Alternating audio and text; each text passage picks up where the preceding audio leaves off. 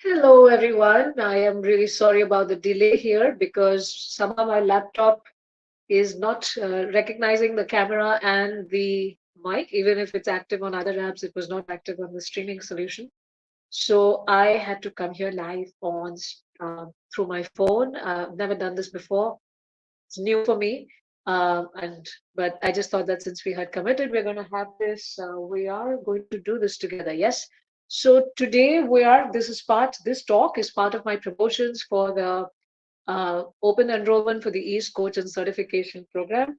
That is there till March 15th. This is for the March 15th cohort. And at Ease in the East Coach certification, we help people become certified coaches based on Eastern wisdom and Western psychology. That's what we teach, and that's what we give you the tools and the foundational principles and the coaching framework and the assignments and everything around that, where you become totally equipped in going outside there and coaching your clients. Today's talk, I decided to focus on this thing that I have learned from my seniors. And I thought I should share it with you. And then I also wanted to call out a lot of differences because so today's topic, we're talking about how the ancient Vedic system, the parampara, the way the transformations were effected is through a lot of coaching. And there's a lot of coaching in examples across our scriptures. The Bhagavad Gita is a complete coaching document. All the verses, if you read it and if you see it from that lens. The second thing is also the various conversations. If you see, even in the Srimad Bhagavad, this is something my Shiksha Guru had explained to me in 2006, and it stayed with me. And he said that the whole Srimad Bhagavad is about conversations, and it's about conversations between someone who is, not sure about their path, and they're learning from somebody who is, seeing that path, right? And like if you look at the Srimad Bhagavatam, at one level, it's a conversation between Suta Goswami and the sages of Naimisaranya. Within that, there's a conversation between he is relating the conversation of Pariksit Maharaj and Sukadeva Goswami. Within that, there are many, many conversations of Narada Muni with Vyasadeva, Narada Muni with Dhruv Maharaj, with Yudhishthir Maharaj, Maitreya Rishi and Vidura, Krishna and Uddhava, and so many different such examples. And even if you look at the Ramayana, in the Ramayana, there's a lot of coaching leadership happening. And I'm just giving you an overview, and then we get into each of these, and then how we connect, and also how just teaching spiritual knowledge. I do have an issue with that, and for very good reasons, because and not many people will like me saying this, but I see a lot of people who have spiritual knowledge. They are good spiritual teachers, teachers of spiritual knowledge, but then for lack of a better, they don't want to call themselves spiritual teachers, or they feel that, oh, the popular thing is life coach, so let me call myself a life coach. And then they start calling themselves as spiritual life coaches, but they don't know life coaching. Life coaching is a very different ball game than teaching spiritual knowledge to people. Yes. So we're going to talk a little bit about that, and we're going to talk about some examples and see how the entire Vedic parampara is about, the Vedic parampara, but there is coaching happening. And but there is a difference there because all these people that I mentioned, Uddhava, the recipients of the coaching, Uddhava, Arjuna, Pariksit Maharaj, the sages of Naimisaranya, Vidura, they're all very highly elevated and self-realized souls. Yes. So when those souls they're having discussions on spiritual knowledge, they're already very highly realized and already well situated in their spirituality, already very solid in themselves. So the spiritual knowledge. So what happens is a lot of coaching is about sharing of spiritual knowledge in these cases, and that works for them. But what happens is that when we are armed with spiritual knowledge, we think that that's the coaching we're going to do to the people we meet. But everyone is at a different platform, and we fail to recognize that. And because we fail to recognize that, we end up bulldozing them with stuff that they're not ready for, and we end up probably causing harm to them as well. So something for us to be thoughtful about. So let's look at some examples. um, is about like, and I'm looking at my notes. I have a different location where I'm sitting, and it's a little different for me today, but that's okay. It's still fun. We're all family, and we are having a nice discussion together. And keep your questions coming um, in the chat, and also keep your comments and realizations coming. It'll be very nice. Yes. So now let's examine some of these roots. Let's see how it connects to the modern coaching concepts that we learn, and how at ease we teach this whole model to all of you. Yes. So the first one is like, let's look at the conversation of Pariksit Maharaj with Sukadev Goswami. Now the situation Pariksit Maharaj is in, he is having the crisis of his life. He's actually the king of the planet. Imagine being the king of the planet. We have elections coming in India, we have elections coming in the US, and there is such difficulty in getting the, like so much publicity, so much this, so much that, so much actual good work that needs to be done for a leader to get elected. And then after that, there's so much power, there is so much power at their disposal, and there's so much responsibility at their disposal to do that. And this is just for like a country like India. But imagine being the king of a planet, right? And that's what Pariksit Maharaj was. He was the king of the planet, and he was cursed to die within 7 days. Yes, he was cursed to die within 7 days. I'm gonna look for a napkin here. I can't find it. Anyway, it's okay.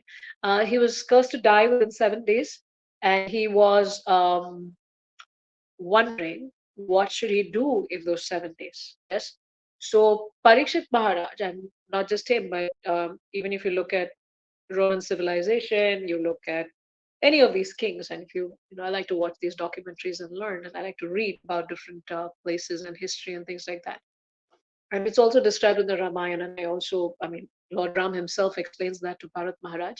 And I've written a recent blog on that, right? Like a leader always surrounds himself or herself with very good advisors. And advisors could be coaches, yes. And Lord Ram talks about in great detail in the Ramayana about what type of advisors one should surround themselves with. And you could check out my blog on my website namitapruitt.com to know more about that. Yes. Now, so Parikshit Maharaj, because he's the king of the planet, he already has so many advisors, right? There will be somebody who will, and it's called mantrana. So many advisors for helping him make decisions about his army, make decisions about taxation, make decisions about relationships with the subordinate kings, make decisions about the treasury, make decisions about so many things, right? And he also has all the spiritual gurus there to guide him, because he's also the son of the Pandavas, who are very dear to Krishna, very dear to all the spiritual masters, and they're there to guide him, correct? Now, in that situation, he is looking for somebody, a spiritual master, and in our terms right now for a coach. But a coach is much, right now the way we use the word coach does not mean spiritual master, two different things. But he's looking for someone who can really help him do the right thing in these 7 days. And there are so many sages there, so many people there. And then he chooses Sukadev Goswami. And then he has his questions, and then Sukadev Goswami answers. And he gets coached in the art of dying those 7 days. Now he has other coaches for other things. Did he choose them to help him in this thing? No, he got Sukadev Goswami, who is coaching him in the art of dying, helping him perfect the art of dying. That's what he's doing with Sukadev Goswami, correct?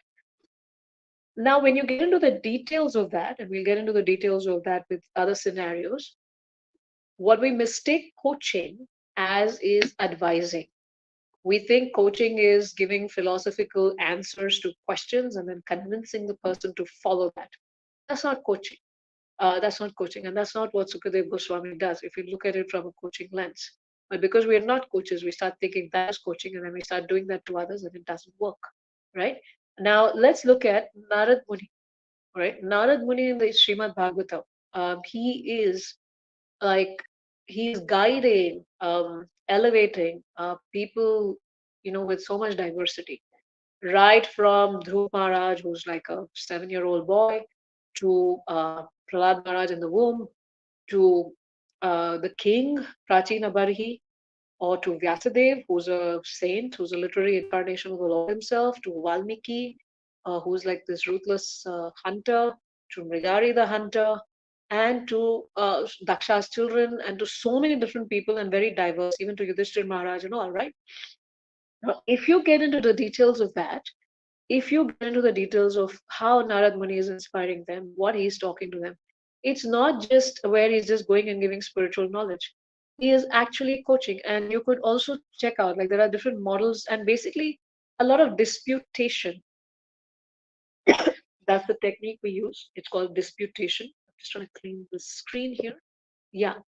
There's it's something called as disputation is used in coaching. And he's using varieties of disputation techniques in his coaching.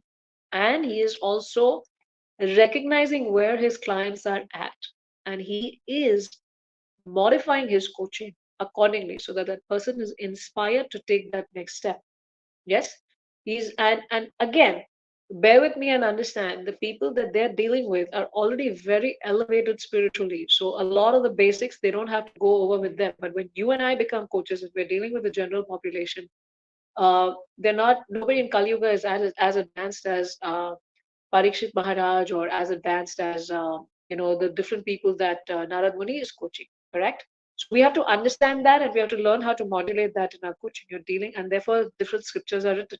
And therefore, you have the Mahabharata, the Puranas, etc. For the different class of people who aren't that elevated, who can't understand those things, and therefore they read other things, right? So there is you have to understand that, and as we go, but still, if you look at the frameworks used by Narad Muni and the different methods of coaching that he is using, like when he is coaching Prachina Barishat, he's a king who's already a very high achiever. You can't go and tell a high achiever, you know what, something's wrong with you, you don't know what you're doing. And you're like, what? Like, who are you? Who are you? Like, what do you know what I do? What do you know my capacity, right? But he is coaching King Prachina Barishat through allegories and didactic methods, right? And didactic, like, telling him a story, telling him a different story about some other person who was so entangled, and then, what his thing was, right? So we do use didactic methods in our coaching, but that's not the only coaching we do. Yes. Now, when you look at Narad Muni, Dhruv Maharaj, he's talking to Dhruv Maharaj, he's using humor, he's using modeling, he's telling he's using humor to the effect. He's also using modeling that, hey, children of your age don't usually think about these kind of things. You should just go and play sports and enjoy yourself. Sometimes we use the modeling technique in coaching our clients.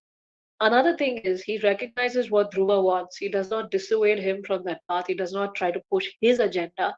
That, no, I want you to become this great devotee of the Lord. And what are you doing? You're in Maya. He's not doing any of that. Similarly, with our coaches, clients, we may have a very different view of life, but our clients have a very different view of life, correct? And what their needs are, and what their feelings are, and what their aspirations are.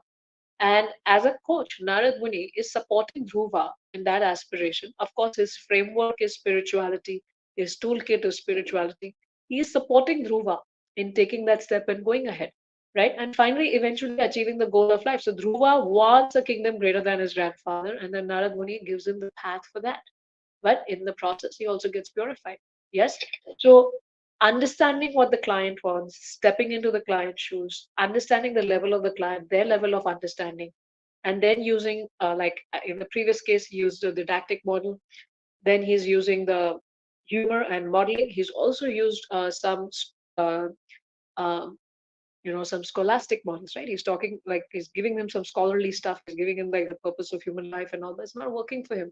So then he stops that. He doesn't push that agenda, but he finds where his client is at and he coaches them accordingly.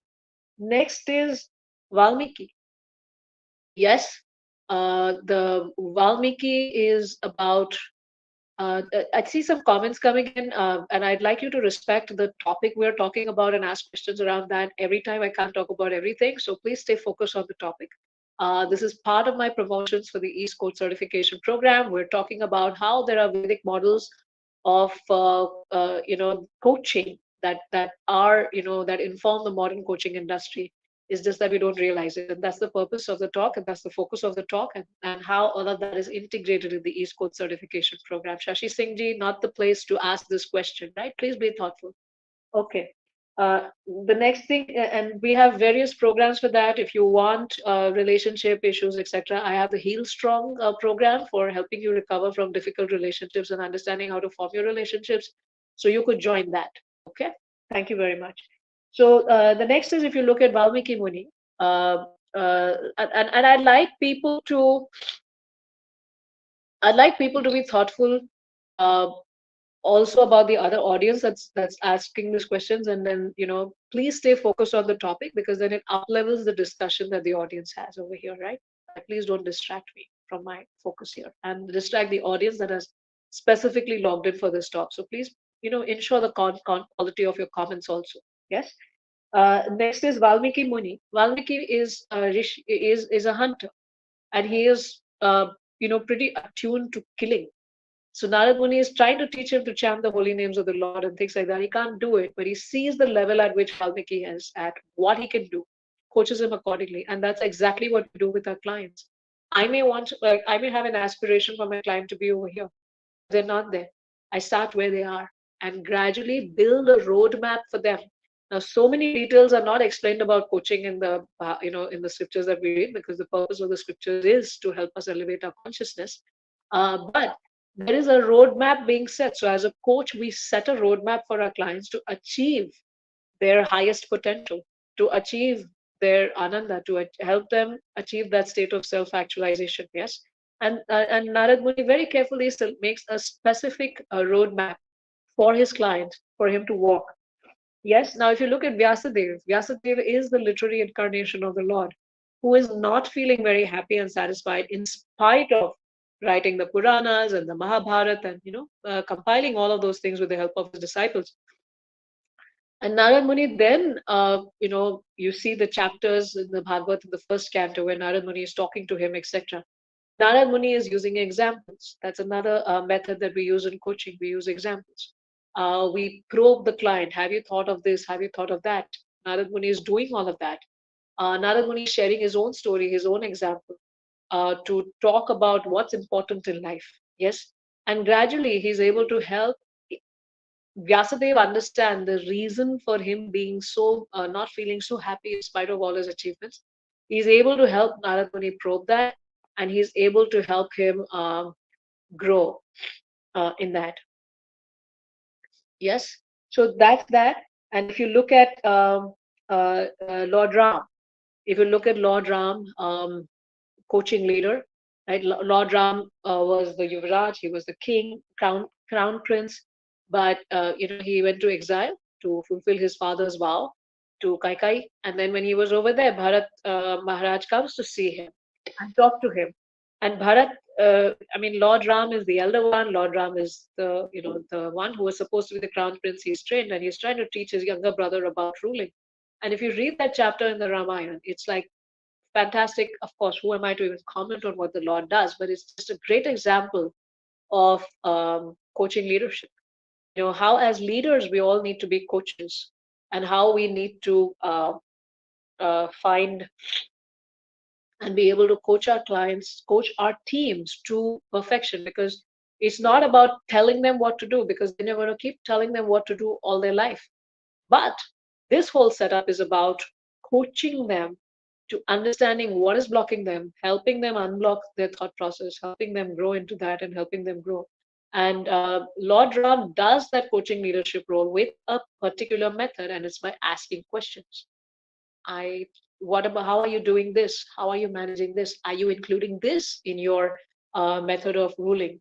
Are you doing this in your method of ruling? And then he'll give a little bit of scholastic, right? So when he's asking him probing questions, asking him to helping him think, he's not giving him the answer, but he's helping him think. He's helping him do all that work, and he's giving him some ideas and some directions, etc., so that Bharat Maharaj can form his own leadership style. And various other techniques are used in, if you look at the scriptures, as I mentioned, the scriptures are full of dialogue, and they're full of different things. And a lot of the coaching that we do is disputation, right? It's first understanding what the client is, and then asking them the right questions so that we can dispute their wrong ways of thinking. There is also vicarious modeling that is used. and that some of it was used by Narada Muni. Then I'm just looking at some of these things, right? Like blow up procedure is another way of coaching. And I think it's in the ninth canto. I didn't read that up before I came up for the show today, but it's in the ninth canto where we're talking about, um, I think it's the Sharmishta and Devyani and their husband. And then after like many, many years of enjoyment, the husband, then, recognizes that they're just like, wasting away. And and then he needs to like refocus, and for able to refocus, he blows their own story out of proportion by using the story of a she goat and a he goat, and he coaches his wife to coming to certain conclusions and certain directions of where they want to go. And um, and if you also look at the dialogue between, I'm just recalling now, Devahuti and her son, right? The whole dialogue was the Lord himself, and that whole dialogue, Kapil Dev, right? The whole dialogue is again a fantastic coaching session. It's at a spiritual level. It's a very high level because you're dealing with people who are very highly spiritualized, but it's still at that level, and it's still helping people, uh, you know, coach through, think through with the various methods that I've described. And also, time projection is used in some of these things, like the he goat, she goat story, if you read the Srimad Bhagavatam, and behavioral disputes also, right? If you look at Krishna's challenging beliefs in the Bhagavad Gita, when Krishna even like first he listens to him in the first chapter, he doesn't interrupt, and then he shakes him up, leverage. He shakes him up like, what? You, a person of such great lineage, what kind of questions are you asking? Um, Makes no sense. But again, at the end of the Bhagavad Gita, if you see, Krishna is explaining everything, but he's being detached as a coach. He's not like, you must do what I'm asking you to do, right? So there are many such rules. Coaching is not different from what is there in our scriptures. Coaching is not some new Western thing, and why do I need a coach? It's all wrong. And in fact, somebody just wrote me an email that you're just like wasting people's time, and you're just created a business out of this, etc. One thing is, there's nothing wrong in creating a business. I respect people, business owners, etc. The second thing is, coaching is not a Western concept. Coaching is an Indian concept. It's a Vedic concept, and we all need to surround ourselves with coaches.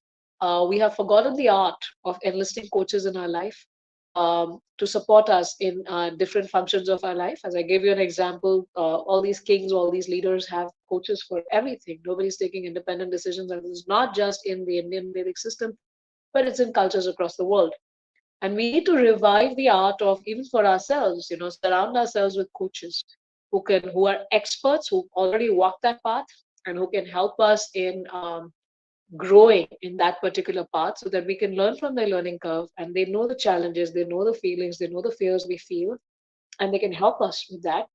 And therefore, coaching is also a great profession, because more and more people are recognizing the importance of coaching and signing up for coaching, and they are uh, going ahead with that.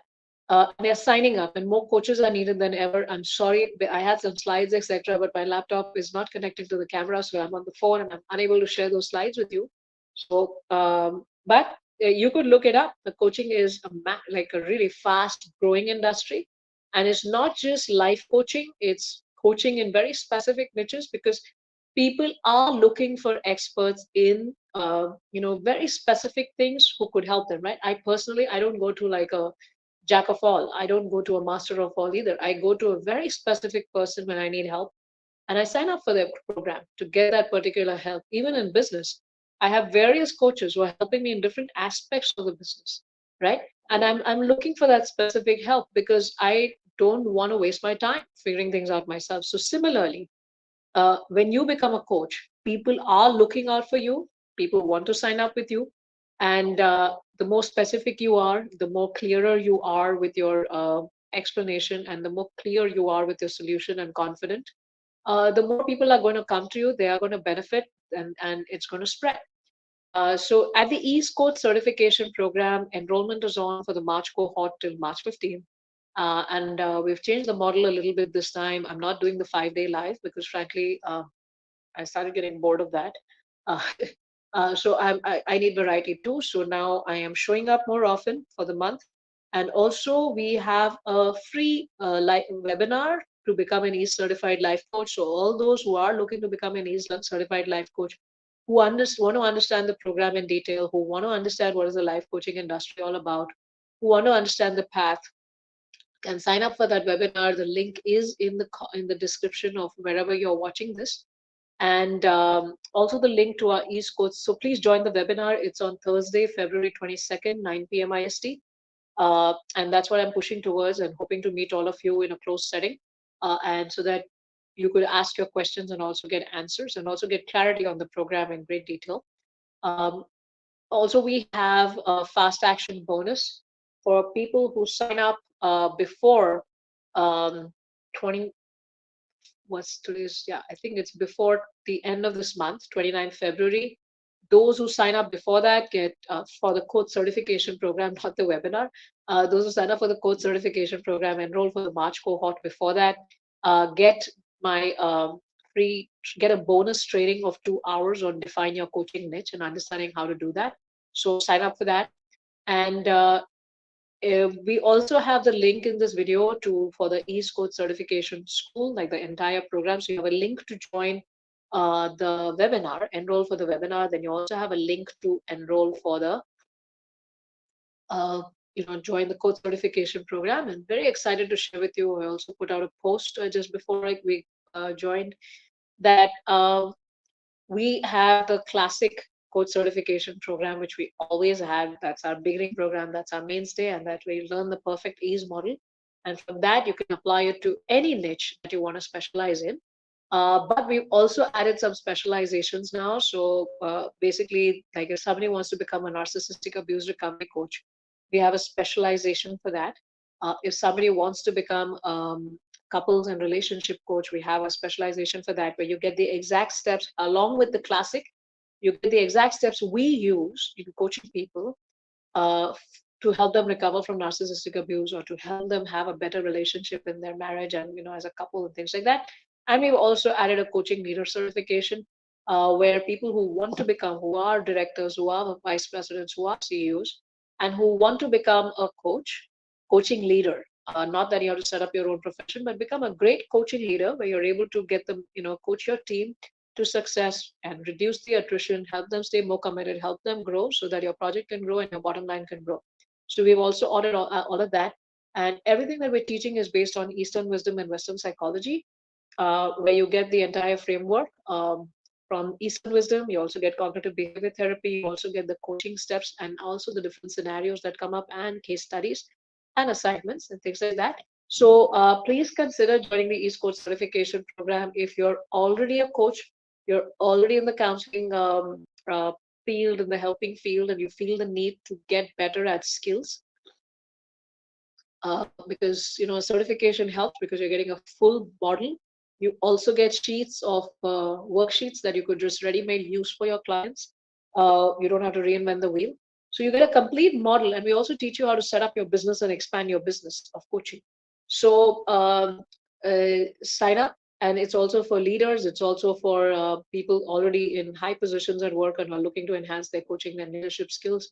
Sign up for that. It's also for aspiring coaches and beginners who want to get into the coaching profession and who want to get start and become a coach. We've had so many people invest there, and now I see their Instagram pages coming up, their LinkedIn pages coming up about their coaching, and they're marketing their services and taking the clients and doing so many wonderful things. So very impressive, and looking forward to that. And I'm looking at some questions over here that we have Chetan Uchil, we have Sangeeta Barthwal. Okay, there are no questions there. There is somebody who's a Facebook user. Sorry for people who joined from Facebook. I can't see your name. It shows me as Facebook user. Other platforms I can see the name. So you're saying, "Hi Namita, ma'am. I have two doubts. First, if I take to the East Coach, will I also have access to the silver modules as I have a few remaining to complete?" Uh, I mean, your silver membership is a separate membership, and the coaching certification program is a separate program. So you could continue your silver membership and you could start the coach certification program. Now, if you joined the silver membership, I don't know when you joined, but if you joined before um, 1st January of this year, then there may be some overlap in the module. So why don't you write to us on our email address? And because I don't know, your name's not showing up, so I don't remember when you joined, because I'm not able to place you, correct? So why don't you write to us and we'll be able to give you a better answer. But yeah, in terms of access, the silver membership is a separate membership, and you can remain a member as long as you like, as long as you continue paying for that membership. And if you take the coach certification program, that's a separate program. Yes. The second question is, after obtaining the East Coach certification, do I need to find clients on my own? I'm not very confident in finding them. The East Coach and Business School is not a place of employment. Think of it as a school where you learn skills. So we don't employ you if you become a coach. And frankly, I mean, I'm not looking for coaches for my team. I already have a great team and I'm not looking for that. And we don't ever make that promise to anybody that when you join the East Coach and Business School, we're going to give you employment. In fact, I don't know which school or college does that. Correct? Now, the second thing is, yeah, so why do you think about why do you want to become a coach? Like, is it that you're just trying to learn a skill, or do you want to set up a business? What is it that you want to do? I think you need more clarity on that. So if you are wanting to set up your own coaching practice, then yeah, you will have to find your own clients. And we have so all these different tiers that I talked about, whether it's a classic one you take on narc abuse recovery, couples, etc. You could also add business modules to that. When you buy it now, you save, you get 1 month of access free. You pay for 5, but you get access for 6 months. And you get the exact steps to set up your business and find clients. And my students are using it and they are finding clients. So coaching is a personality driven business. People come to you for your skills and your expertise, and you set up your own business. Um, I, if you're looking for employment also with somebody, you would have to show them some track record of coaching before they'll employ you. Correct? So, and if you don't feel that you can, it's too scary for you, etc., then I don't think so. I think before anything, you need more clarity on why is it that you want to do. We like students who join who are super clear on why they want to become a coach and what is it that they're going to do with a coach certification, because then they're the ones who can take maximum advantage of the program. So, and I don't think setting up a coaching business is that hard. Getting clients is that hard. You will be able to recover your fees in 6 to 12 months if you do the steps we've given you in the business module. So anyway, I think you first need to be very clear about your intention, etc. And feel free to join the webinar, the free webinar link that's up there. Yeah. I think I've answered all questions. Anyone else? All those who are on our mailing list and who have signed up for the webinar and who have this thing have been getting links to even book a call with us or WhatsApp us for further questions. So feel free to use that facility so that we can help you. I think I also saw Arvind's registration somewhere. So yeah, please feel free to reach out. Okay. Bye bye, and nice being with all of you. And sorry for this glitch.